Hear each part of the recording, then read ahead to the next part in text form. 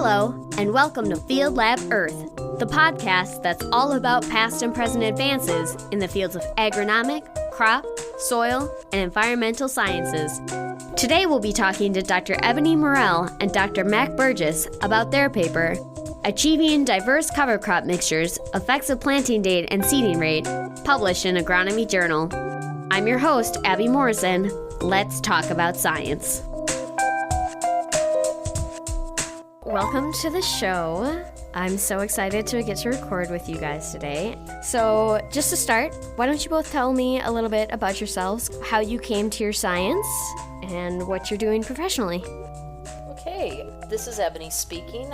I received my PhD in biology from Illinois State University, and I came to agroecology through an indirect route. So I did grow up in Illinois in a farm town and was sort of surrounded by agriculture, but really didn't have a good grasp of the diverse nature of agriculture, having only seen one type of it. So I originally got my PhD in mosquito ecology, and it wasn't really until I did a postdoc at University of Wisconsin-Madison in organic agriculture that I really became enthralled with the idea that there are so many more diverse practices out there than I was previously aware of. From there, I did some organic research on different types of fertilization and its effect on crop growth and insect pests in Wisconsin, and then from there I went to work for Penn State University with the cover crops mixtures group, part of whose work we'll be talking about today.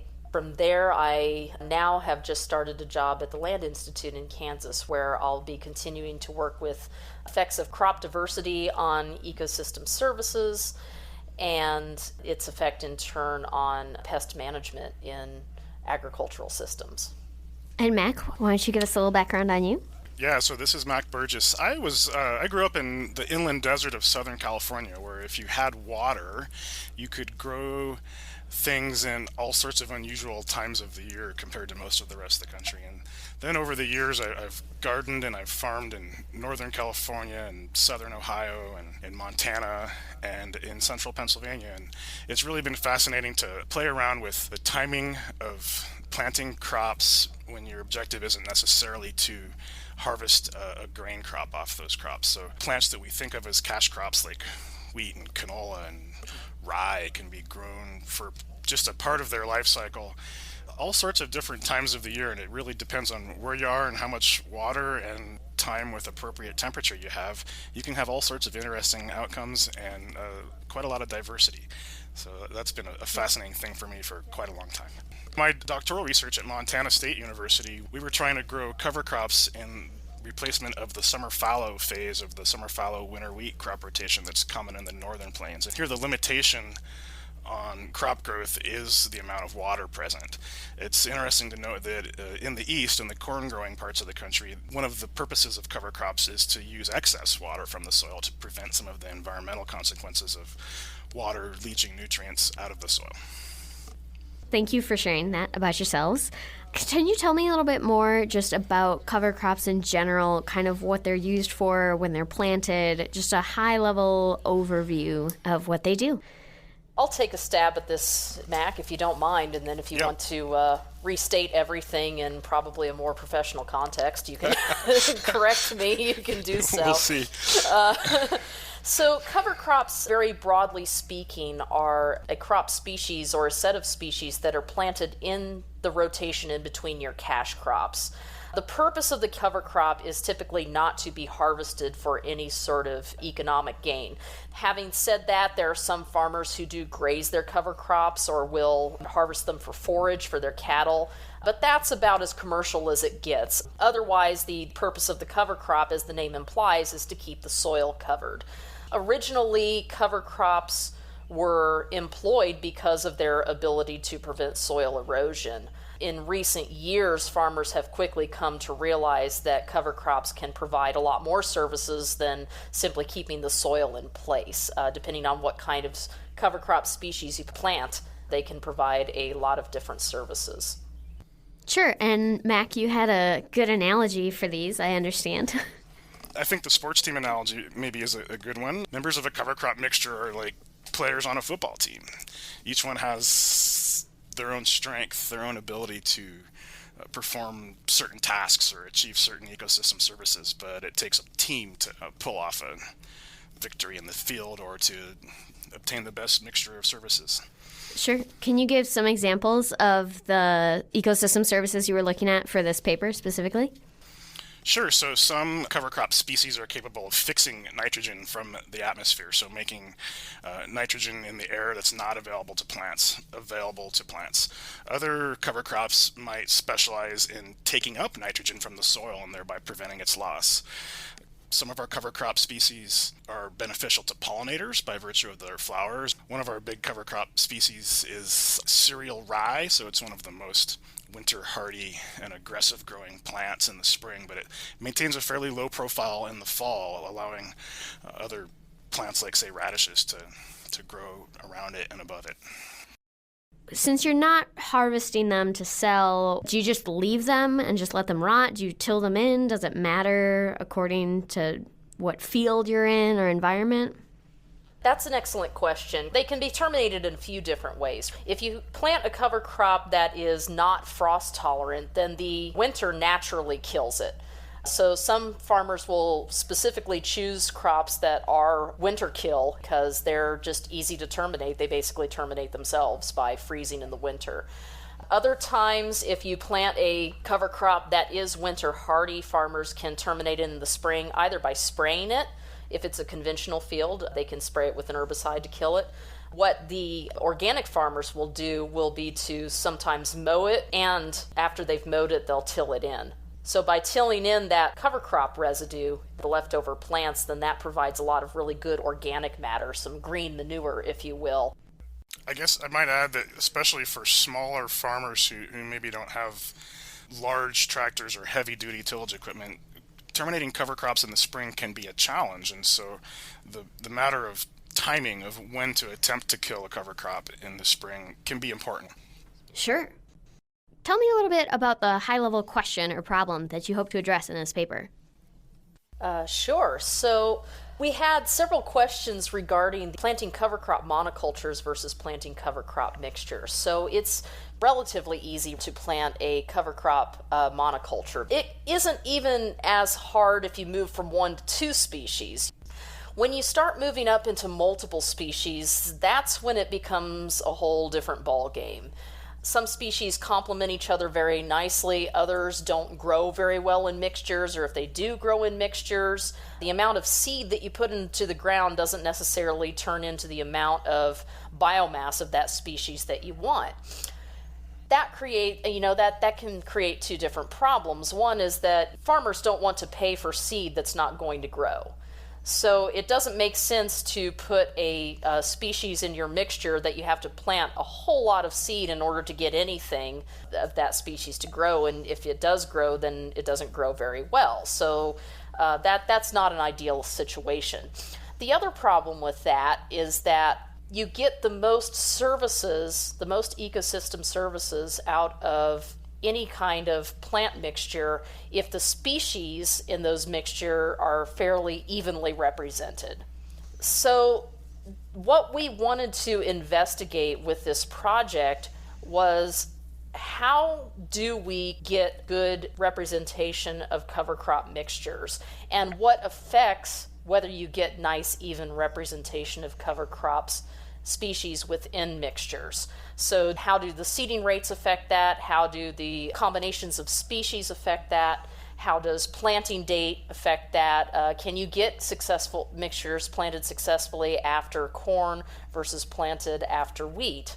Because if you're planting a cover crop after corn, that's going to be planting it much later in the fall, and that cover crop then has less time to grow before winter comes.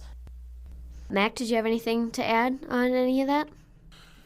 Farmers and the seed industry have been promoting diverse cover crop mixtures or cocktails for some time now in different parts of the country, and there's been an assumption that with regards to diversity, more is better. So there are 3, 4, 6, 12, even 14 species cover crop mixtures being promoted, and one of the questions that we had is how much diversity is enough? Is it sufficient to say, well, we have essentially 2 or 3 functional groups worth of plants, and if I can find one that fits well in my system that represents that functional group, maybe 3 species is going to get you 95% of the benefits, and all those additional different kinds of seed aren't necessary. Or maybe they do add something. So that was one of the things that we wanted to investigate, was different levels of diversity. So we have some 3 species cover crops mixtures that are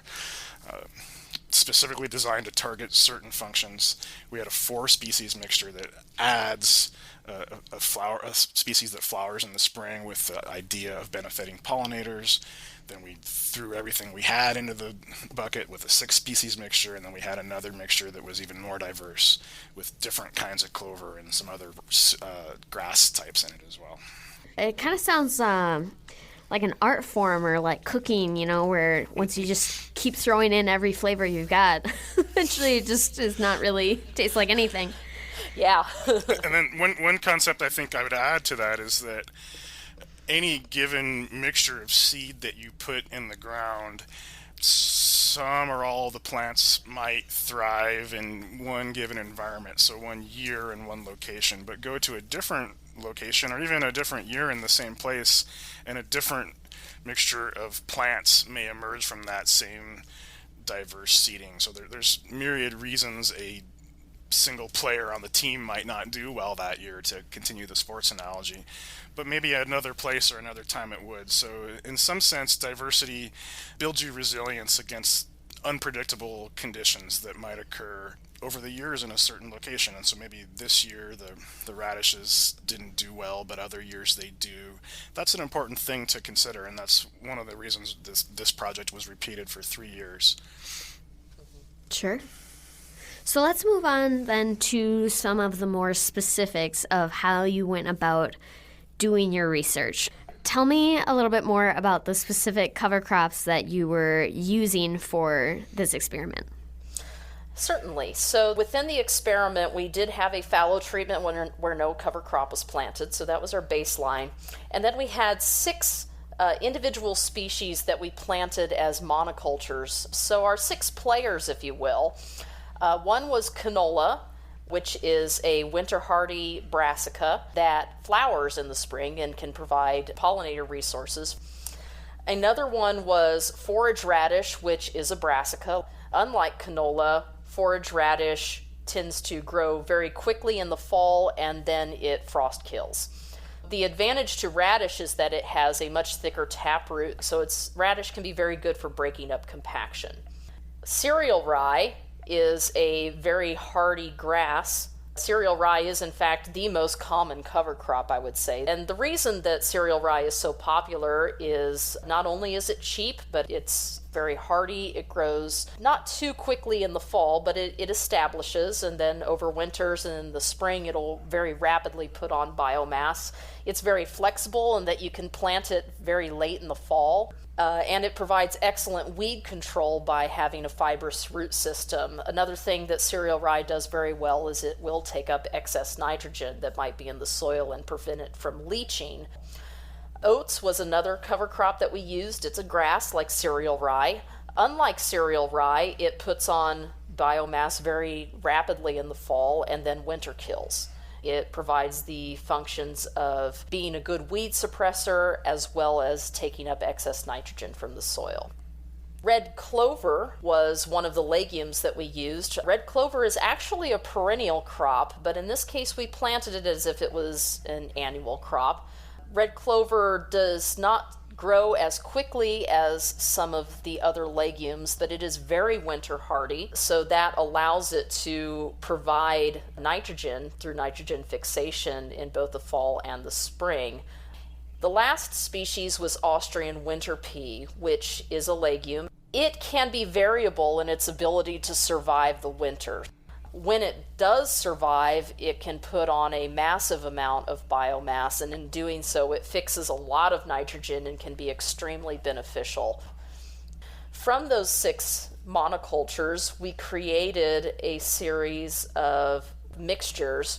One was a 3-species nitrogen mix, which when planted before corn contained both of our legumes, red clover and Austrian winter pea, and then had a little bit of cereal rye in it so that any excess nitrogen that was leaching through the soil could be taken up by the cereal rye, but the primary purpose of the mixture was to provide nitrogen through the nitrogen fixation in the legumes. Another mixture that we planted was a 3-species weed management mix, and that consisted of, I believe it was cereal rye, radish, and red clover. So the red clover was there, again, to provide a little bit of nitrogen fixation, but the main purpose of the management mix was to help to suppress weeds. We then had a 4-species mix, which consisted of canola, cereal rye, red clover, and Austrian winter pea. So the reason we included 2 legumes in that mix was more or less an insurance policy. We knew that the Austrian winter pea was going to be our primary nitrogen-fixing legume, but we went ahead and added red clover, so in the event that Austrian winter pea died, the red clover would still be there in the spring.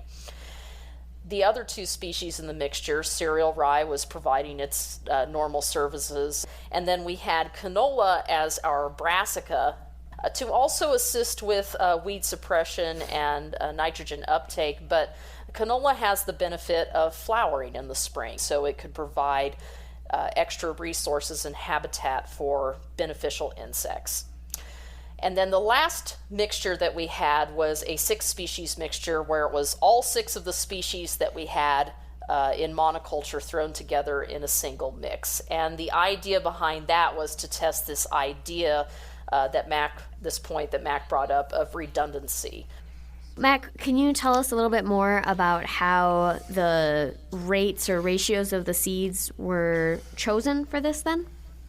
Yeah, so one of the interesting things about this research project is that we had a large degree of farmer involvement. So we convened a advisory panel consisting of farmers, industry, so seed industry representatives, and academics. And we all sat down at a table and we started with the recommended seeding rates for each of these crops and monocultures. And as we increased the number of species in each mixture, we started off by trying to think of them proportionally on a plant population basis. So with a 3-species mixture, you might start off with each of the species at 1/3 of its normal planting rate. But then we modified that after some considerable amount of debate and discussion with this diverse group of people who together had quite a lot of experience in observing the interactions of these plants together in different kinds of mixtures. So in some cases we increased the rye seeding rate when we wanted weed suppression, or decreased it if we were afraid that it would absolutely dominate the other crops in the mixture. And that was where some of the more interesting results came about. Is rye is the most dominant crop in all those mixtures where it occurs, and having less rye seed doesn't necessarily make for less rye biomass in the spring, but having a larger diversity of other things in the mix does allow for some more expression of the benefits from those other crops in the spring. Sure. That's awesome. I had no idea that you had this council of wise elders to help you with this project. That's so fascinating to me. I love learning about how scientists kind of do that kind of thing. Let's move on to the results of your research. What did you find when you planted all of these mixtures? Well, let's see. So one of the things that we found was that cover crops mixtures that were planted later in the season, after corn silage in October, they really didn't overwinter well. By the spring, those mixtures had basically become monocultures of cereal rye. So the takeaway point from that was, if you want to plant a cover crop later in the fall, you may be better off planting a monoculture of something hardy like cereal rye, or a really hardy biculture, than trying to plant one of these really diverse mixtures. In the mixtures that we planted in August after wheat, we found that most of them were still fairly diverse by spring, although cereal rye was still pretty dominant in those mixtures, and that was despite the fact that we had dialed back the seeding rate of cereal rye. The most even mixture that we achieved was actually the 4-species mix of red clover, Austrian winter pea, cereal rye, and canola, and that was even more diverse than the 6 species. So planting a diverse mixture in August will give you a fairly diverse mixture in the spring. Just maybe cut down on the amount of cereal rye you put in the mixture, or we suggest planting a less aggressive grass than cereal rye. Another thing that we found, and this really fascinated me, was there was an advantage to planting Austrian winter pea in mixtures as opposed to monocultures. So as I mentioned earlier, Austrian winter pea can sometimes winter kill depending on the conditions. There are a couple of reasons why we think it might winter kill. One of the reasons is that if you plant it too early in the fall or in late summer, then Austrian winter pea will really grow aggressively, put on a lot of biomass, and it will start to flower and create reproductive structures. And once it goes into reproductive mode, it's really not in a good physiological state to overwinter. By planting it in a mixture, that actually reduces the amount of growth that Austrian winter pea puts on in the fall, and therefore it's in a better physiological state to survive the winter. Another reason we suspected why planting Austrian winter pea in a mixture might be better than in a monoculture is because Austrian winter pea, when it successfully overwinters, it's usually because there's some kind of snow cover to protect it from really harsh conditions. If it's planted in a mixture, then it has vegetation of other species surrounding it, and that might provide a covering effect, a protective effect on the Austrian winter pea that it wouldn't necessarily get if it was planted in monoculture. We don't exactly know which one of those, or if both of those might be the reason for Austrian winter pea surviving the winter more predictably in mixtures than in monocultures, but that was nevertheless a result that I was excited to see. That's awesome. So tell me about what the next steps are for the research related to this, or kind of some areas of future research you guys see with this. So there were several takeaway lessons from this study that we took to heart and have tried to work with going forward. One of the things that I brought up was the dominance of cereal rye in these mixtures. And to address that dominance, one of the things Penn State Cover Crop Research Group has done has been to replace cereal rye with triticale, which is a cross between wheat and cereal rye, which provides all of the same services as cereal rye, but it's a much less aggressively growing grass. So that seems to have done quite a bit better in these mixtures going forward. It still, again, provides all of the services, but then we don't have to worry about it overgrowing and growing out of control in the spring. Another thing that we took away from this research is that we want to try to promote cover crop mixtures in organic farming on a wider scale. And it was very useful to see that this 4-species mixture that we designed had done very well, was able to provide a fairly even representation of species, provide most of the services that we wanted it to provide. And so our next step in research has been to recruit 8 organic farmers throughout the state of Pennsylvania and New York. And we are planting a modified version of that 4-species mixture across all of those farms in order to evaluate how different farming practices at different latitudes with different soil types can affect the growth of that mixture and the functions it performs. Another thing that I think is important to point out from this research is that we looked at 6 different cover crop species and mixtures of those 6 different species. Of course, those are not the only 6 species that are planted as cover crops. There are dozens of species that are used or could potentially be used as cover crop species. And another thing that I think would be useful to address from here is how do different cover crop types work together. So we know how individual species work together, but there are so many different combinations that you could look at, even if you were just doing simple grass, brassica, legume combinations, which team players play best together in different parts of the country. And I don't think there's any one good answer to that. I think, as Mac pointed out earlier, the growing conditions are vastly different in parts of the country. Different individual cover crop species will do better depending on different growing conditions. And so I think it's important for future research to continue to look at combinations of these functional groups of species and try to determine which mixtures might work best for different parts of the country. Sure. And are you working on that much with your work at the Land Institute, or are you kind of shifting away from that?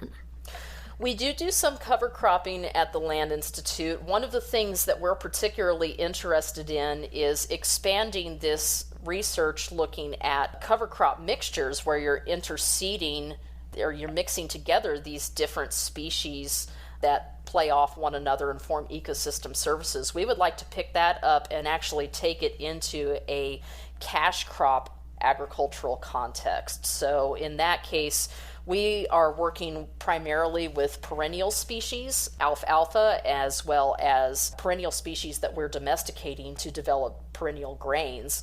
And we are interested in interseeding those different groups. So for example, we could have a perennial sunflower interseeded with alfalfa, interseeded with a grain grass, in order to get at providing these same kind of ecosystem services that are currently being provided in these annual rotations with cover crop mixtures.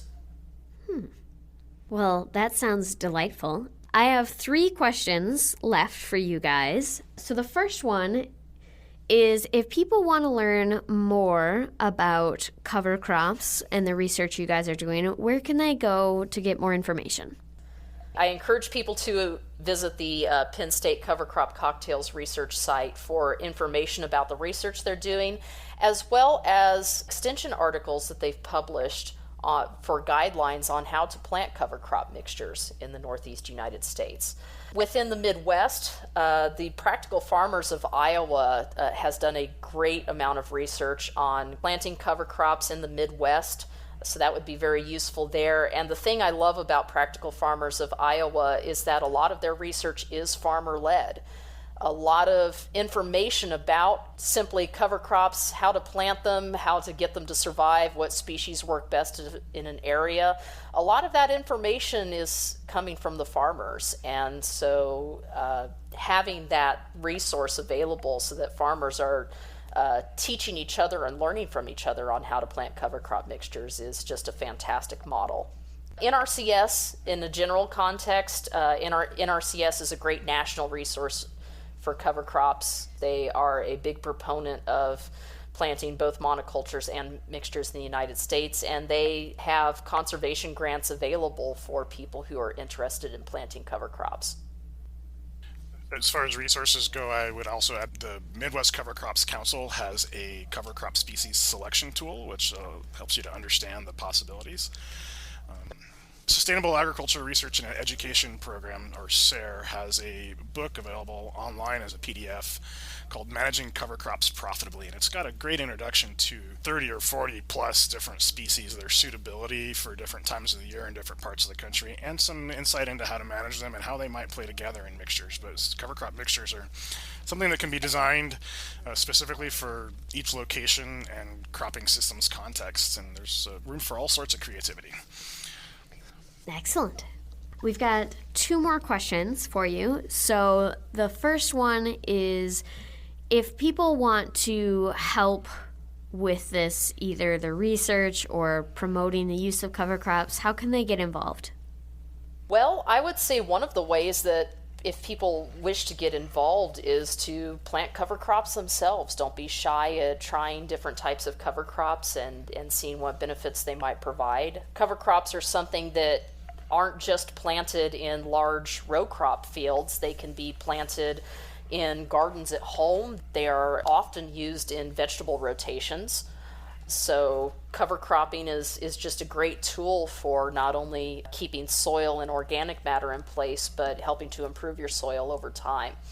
If somebody is a farmer and has been doing cover cropping for a while, I encourage you to share your ideas with other farmers as well as your regional extension agent. I do believe that this is a field where farmer participation is not only good but essential to trying to figure out what mixtures work best. There are a lot of farmers out there who have been working with cover crop mixtures for years on their farm, just tinkering around with different combinations that work very well. And one of the things that I found in doing the on-farm research that we've started in the last year or two is that some of these farmer mixtures work just as well as the mixture that we're planting on their farms. Sometimes those mixtures work even better, and sometimes they work just as well, but they're more economical to put together than the mixture that we've devised. So I think farmer participation in helping to design and promote cover crop mixtures is really essential to increasing the use of cover crop mixtures in multiple locations. Yeah, I would encourage people to be bold. Go for it. Plant something outside of the normal time frame for its growth. Nature abhors a vacuum, and if you try to have one, she'll give you a bunch of weeds, but if you throw some extra seeds in, you might be surprised with what you see. Even out here in Montana, where I live now, I see some really interesting success stories with August sown cover crops, where we have irrigation to support the growth of them, both in vegetable production systems, but also there's a really interesting example in the Beaverhead County area in Montana, where quite a lot of producers are planting a mixture of peas and turnips and oats after barley harvest and using some irrigation to get that going and providing a great grazing resource for the cattle in that part of the state. Think outside of the box, and whenever there's water and suitable growing conditions that are going to last for more than 6 weeks or so, see what you can do. Plant some plants. Sure. All right. Final question, guys. Perhaps the most important question of them all. What is one thing people would not know about you if all they had was your research? I like writing geeky song parodies, especially science-related song parodies, so look out YouTube. You may see me there one day. Can you give me an example of one of the parodies you did? Oh, goodness. So I'm working on one right now called Entomology Number 5 that's based on Mambo Number 5, only it's the chorus describes the different orders of insects and little ways to remember them. Wow. Is that a teaching resource or just because Partly you love it? Both. Okay. That's wonderful. Mac, how about you? Well, I pride myself on knowing what's out there in the agricultural world, so I do a lot of driving around, and I even teach a class in crop identification where we don't go for drives, but we talk about how you might identify crops through the windshield at 55 or 75 miles an hour, depending on where you are. But I was stumped recently. We were driving in a rural area in north central Montana, and there was an irrigated field of a crop, and I couldn't tell what it was. And I had to pull over and stop, and my students were laughing at me for pulling over and being stumped on crop identification, and that was something I would have to stop the vehicle for. And we rolled the window down, and it was immediately apparent that what we were seeing was a field of dill to be distilled into dill oil for flavoring pickles and potato chips and who knows what else. But I'd never seen a field of dill, and it sure was fragrant. But I'll bet, yeah. Wasn't obvious what it was from the road. What makes it hard to identify it through the windshield? Just distortions or dirt on the glass? In retrospect, it should have been easy. It's just not something you ever see a field of, blooming dill on the 100-acre scale. So it wasn't in my mind as a possibility. But it looked vaguely like canola, but clearly wasn't canola. And what else would have big yellow flowers and tall plants at that time of year? It completely had me stumped until we opened the window. Well, thank you guys so much for your time. I really appreciate you guys taking time out of your busy schedules to talk to me. Sure. Thank you for listening to Field Lab Earth. If you'd like to find out more about today's topic, our featured article for this episode will be freely available for the next 2 weeks. You'll find a link to today's paper and other resources for this episode in our show notes or on our website. If you have any questions, comments, or recommendations for show topics, please contact us at podcast@sciencesocieties.org or on Twitter @FieldLabEarth. If you'd like to hear more content like this, please subscribe, and don't forget to rate and review us on iTunes or anywhere else you find your podcast if you like our show. This podcast is a joint production of the Tri-Societies, the American Society of Agronomy, Crop Science Society of America, and Soil Science Society of America. Special thanks to Lobo Loco for the use of their song Spook Castle on the intro and outro of our show. Opinions and conclusions expressed by authors are their own and are not considered as those of the American Society of Agronomy, Crop Science Society of America, Soil Science Society of America, its staff, its members, or its advertisers.